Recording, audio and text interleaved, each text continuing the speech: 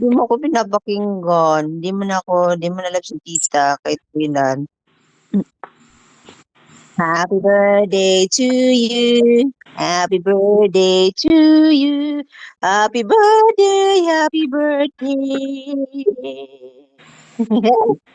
Happy birthday to you. Ang taon ka na po. 11. So pupunta ka today sa Jollibee. Now, Punta daw sa Jollibee. What will you say? Thank you po. sige. Saan na oras kayo punta doon? Mga ano na, hapon na. Mga 2 daw mo. Hapon na. Hapon na. Kasi maga pa. Baka nag-almusal, oh. Halata naman, oh. Hindi Na. kami mailig mag-almusal. Hindi kayo makayang almusal? Siya lang, pag papasok, pag mga ganitong walang pasok, wala kaming ganang mag-almusal.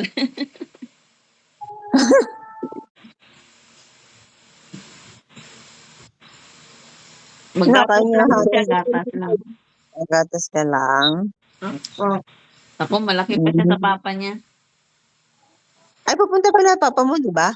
Pumunta dito nung Friday, October 2.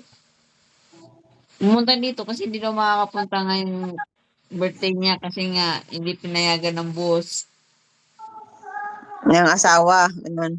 Hindi, yung amo niya, Amo kasi niya. Sabado kasi. So, binigyan ka na ng cellphone. Yes. Wow. Ay, cellphone mo. Ah, bakit ka ng cellphone niya?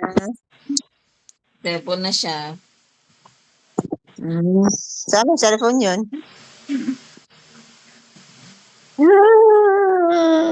Anong cellphone yan, be? Anong name?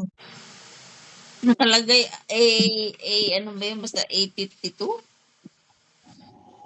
Basta na, Hindi, 850, mga ganun. magkano babili niya? 3,000. Ah, hindi, may bago ka ng cellphone, binigyan ka ng papa mo. Nag-thank you ka ba doon? Opo. Tapos nag-kiss ka dun sa papa mo. Hindi ka nag-kiss sa papa mo? Hmm? Ha? Hindi ka ba daw nag-kiss sa papa mo? Nag-kiss. Ah, wow. Itel. Itel? Oo. Ano? Awesome. Awesome. Puti siya. Puti. Ano siya? Medyo may pagka-green. Wow, bago.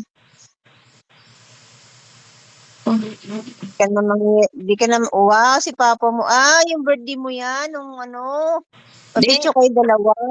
hindi ngayon yan. Nung nakaraang araw, pumunta nga. Friday ata Oh, yun.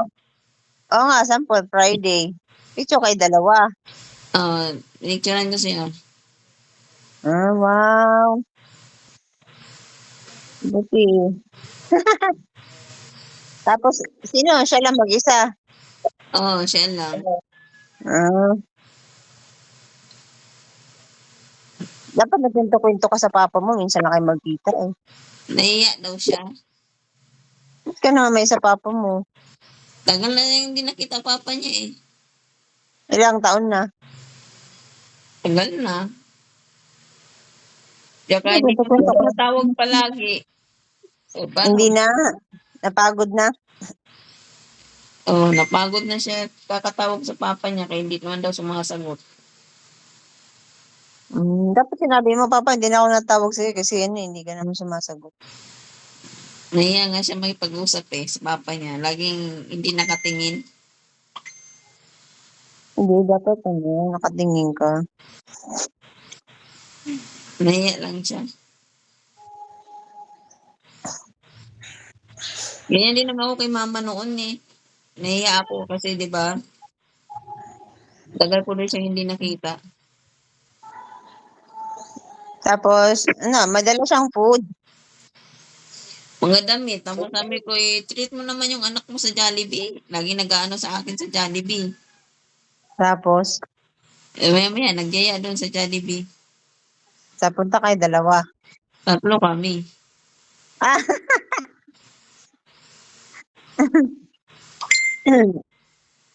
Asa kayo punta sa Dito Cruz? Hindi, dito lang sa may Pure Gold. Meron ng Jollibee dyan? Oo. Oh. Meron naman pala dyan, no? Nakalimutan ko. Kaso lang maliit yung chicken. Ah, Maliit na ang chicken sa Jollibee, McDo malaki.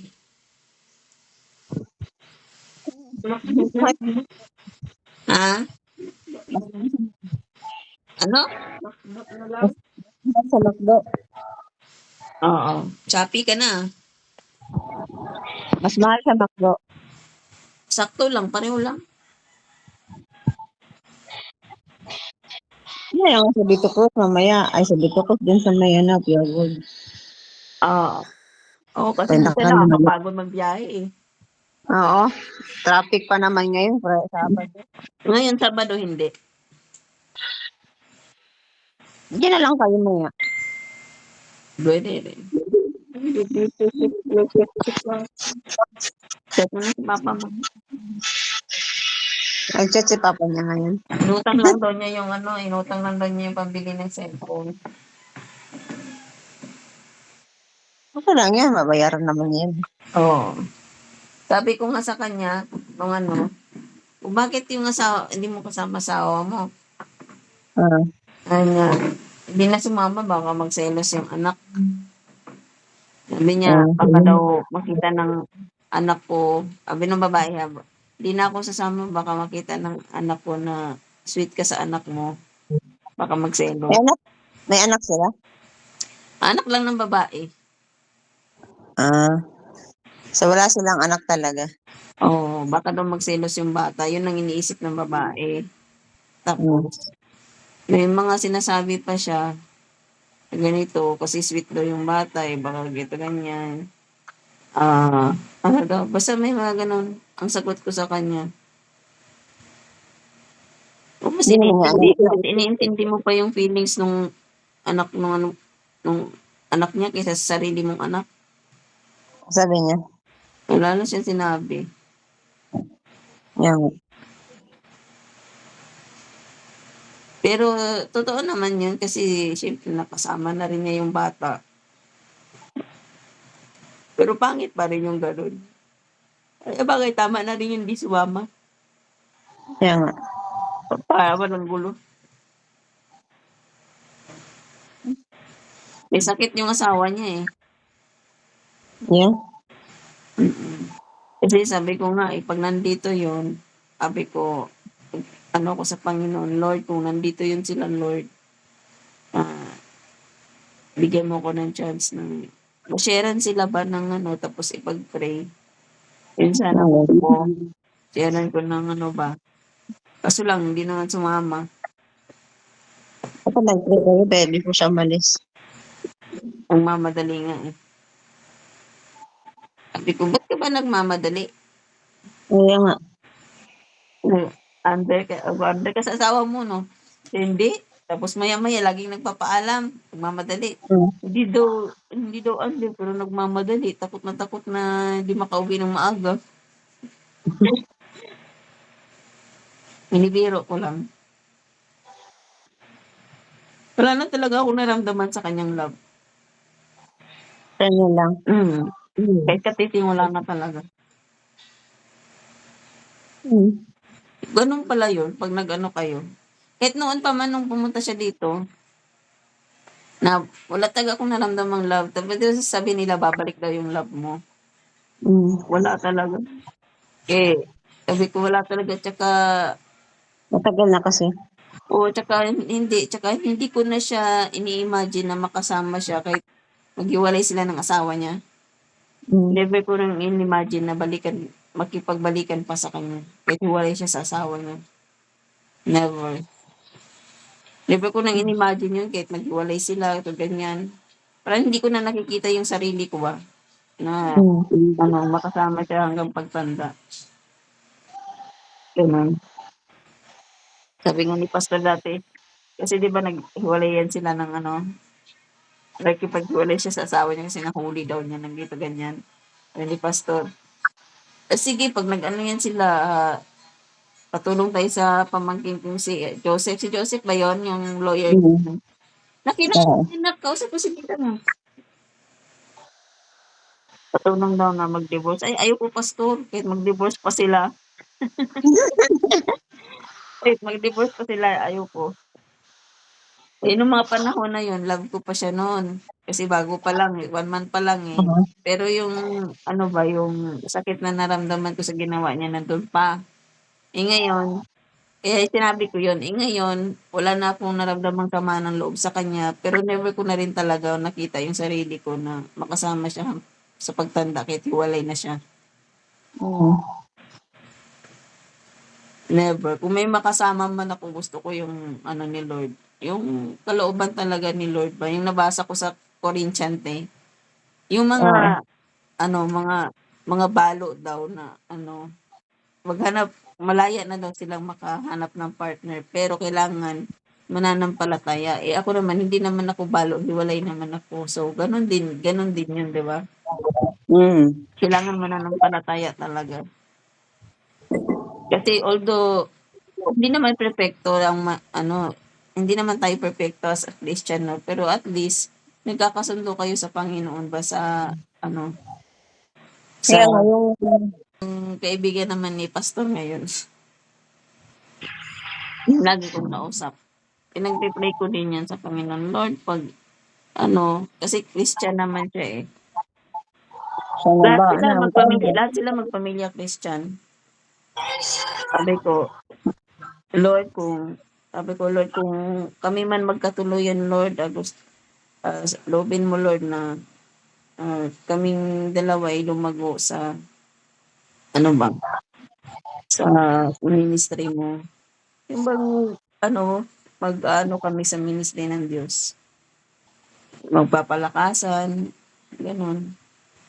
Ano yung pumunta na sa Ginoo. Ano daw? Hmm. Kasi lahat naman kasi katulad niyan lahat ng mga nangyayari sa atin may dahilan talaga, eh, yung pagsubok ba. Oo gani, mo yung Katulad pumunta niyan na daw nga. Pumunta katulad na ka. niyan nasagot ni Yente, ayaw lang siguro niyang tanggapin. Kasi may mga tanong kasi tayo, na tayo rin ang nakakasagot, eh. Kasi Hindi kasi sabi alam mo minsan ba? kasi sinusubok tayo ni Lord kung hanggang saan yung faith natin, eh. Kasi mahirap talaga, alam mo yun, nandun ka sa problema, ang hirap talaga lumakad na walk by faith, tapos Oh, nandun ka mahirap sa din. gitna ng problema. Ang hirap nun, kaya nga kailangan mag-stay ka talaga dun sa ano, sa faith mo kahit may problema ka. Kasi yung ano, eh, yung work ng Panginoon talaga, masasabi mo na lang na kung nag-stick ka Kaya ng ka, faith. alam mo nga, hindi mo ginamupin ang iyong heart, ang iyong mind once na ang dili pa siguro perfect time ba so ay gamitin siguro ang Ginoo, hindi ko alam kung anong way yun, hindi ko alam anong paraan. So, ang Ginoo na magkuhan sa'yo ha. Pero yung sinasabi mong may gagamitin si Lord, Oo. ikaw na yun kasi sa edad niyang ganyan Wala gani ko kabalo kung kinsa gani ako ba or sa bang way o ikaw sa bang ikaw yan siyempre may ano ka na, inataniman ka na ng words of God, eh. Asawa mo yan, eh. So, ibig sabihin kasi nun wala namang alam tulungan mo mo ga siya.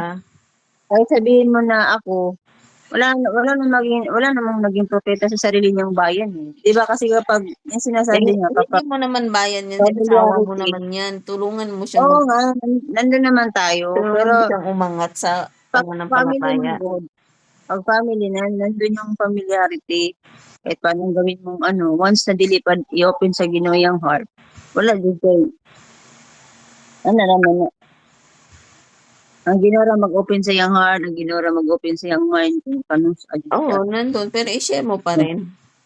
Wala naman